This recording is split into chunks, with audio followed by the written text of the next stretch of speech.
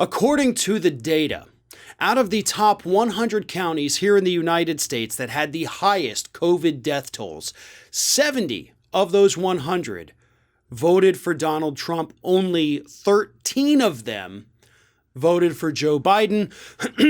The rest were pretty much too close to call a clear victor. But 70% of them, with the highest COVID death tolls, voted for Donald Trump. And they voted for Donald Trump, by the way, according to this data, by an 18-point margin.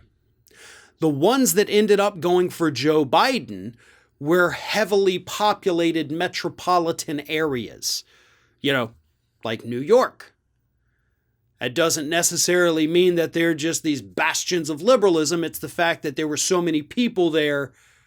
That's why you had huge death tolls. Not to say New York was run beautifully during the pandemic. It definitely was not. But I do think this correlation between high COVID death toll and support for Donald Trump, I do believe that it bears a little bit of fleshing out here. Because what we have to do, because it's not necessarily mentioned in any of this data, because you really can't, is we have to determine whether or not this is just a freak correlation, two random sets of data that actually have nothing to do with one another, or is there a causality? Did support for Donald Trump end up indicating whether or not your county was going to have a higher COVID death toll? That is what scientists and mathematicians, the data people, they can dig through this as time moves on, and they can actually find out. If this correlation ends up happening in more than just these 100 counties, if you're able to show that support for Donald Trump ended up making you less likely to wear a mask, we already know that it does. If it made you more likely to take risks during the pandemic, like going out to restaurants or going up to a Trump rally, then yes, that would indicate more super spreader potential among the pro-Trump areas. So the question is, why is that? And the answer is, we all know why. The answer is because Donald Trump never took this seriously. It was easy to be skeptical. I myself was skeptical in the very early days of this. We've gone through many superbugs that all fizzled out, and at the onset of this, we had no reason to think this wasn't just the next big blob. Turns out this was the real deal.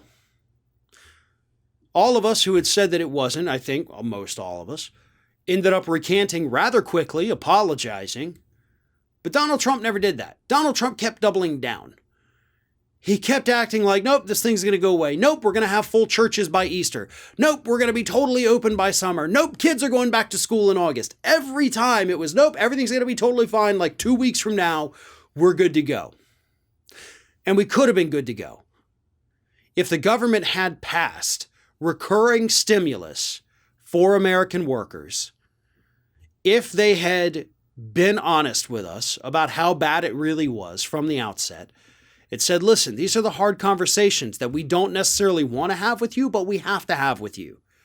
If they would have done that, if they would have treated us like adults, we could have gotten through this thing. But we didn't. And that is 100% because of Donald Trump. He owns this. He owns all of those deaths that took place on his watch. And all of his supporters who ended up in an early grave, that's because of him too. And no, they didn't deserve that just because they were Trump supporters. I'm not going to follow that Michael Moore, Keith Olbermann line of thinking that, oh, well, you voted for Trump, you deserve all the horrible things that come with it. No. They need to be able to learn from it, sure. But I'm definitely not going to sit here and say, well, you deserve to die because you voted for the anti-mask guy. Nope, not going to go that far by any stretch of the imagination. We could have done better as a country, red states and blue states alike. And the reason we didn't, once again, is because it all flowed from the top and there was no leadership there. If we'd had a strong leader, we wouldn't be in the boat that we're in right now.